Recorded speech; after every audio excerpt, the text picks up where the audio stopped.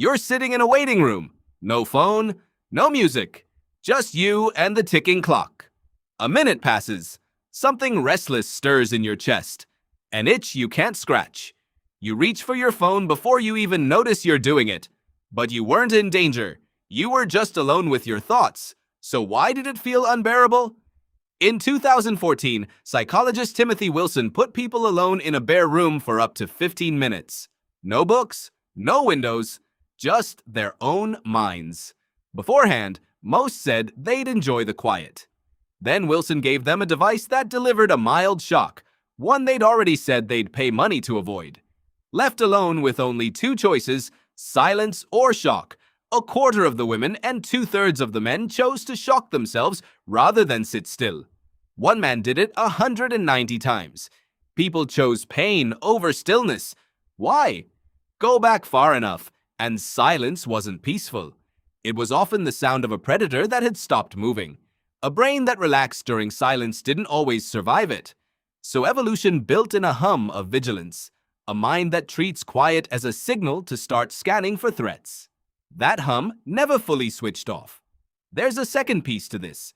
In the 1990s, neuroscientist Marcus Reichel noticed that resting brains don't go quiet. A whole network lights up instead, one he called the default mode network. The moment you stop focusing outward, this network turns inward. It replays arguments. It rehearses worries. It drags up old regrets. For your ancestors, this scanning ran in short bursts between hunting and talking and moving. It was never meant to run uninterrupted in a beige waiting room. There's a third piece, and it explains your phone. Distraction lowers activity in the brain's threat detection centers almost instantly. Not because danger is gone, but because the mind stops looking for it. Your phone gives your scanning brain something new to chew on every few seconds. So reaching for it isn't weakness. It's an old habit wearing a new face. But here's the twist. That discomfort in silence is often useful. An old argument resurfacing flags something unresolved. A worry about tomorrow flags a decision you've been avoiding.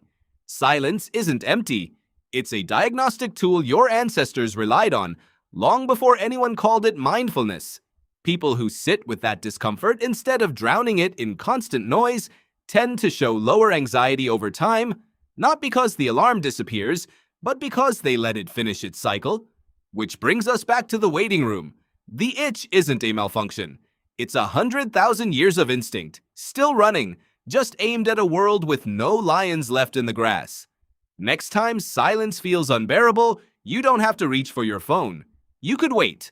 Let the thought surface. See what it wants to tell you. Because the quiet was never empty. You were just never taught how to listen to it.